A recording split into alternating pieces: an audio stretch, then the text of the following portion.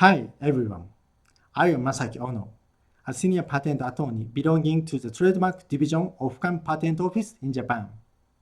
Today, I'd like to present the sixth of mid lectures on the Japanese trademark practice.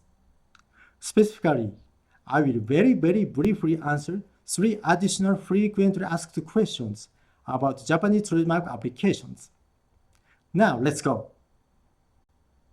Question number 7. Can descriptions of goods services be in English? The answer is no.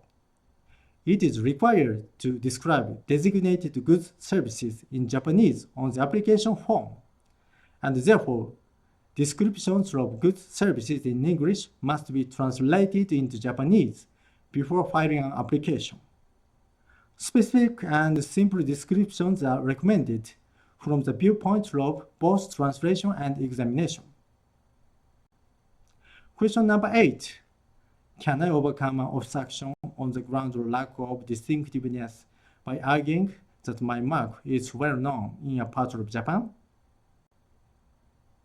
The answer is no.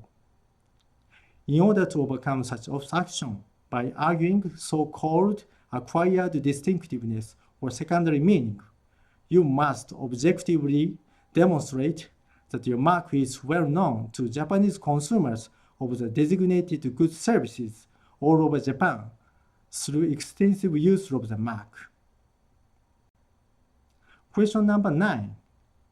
Can I overcome an obstruction citing a prior mark by pointing out the coexistence of my mark and the cited mark in the Japanese market or the co-registrations of the marks in other jurisdictions? The answer is no.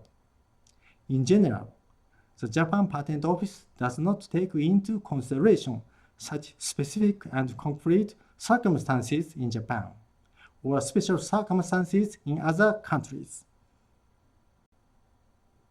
Thank you so much for your kind attention.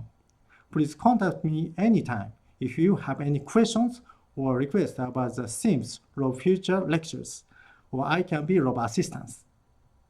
As I asked in the previous lectures, please call me Masaki, Nicholas, or Freddy as you like. See you next time.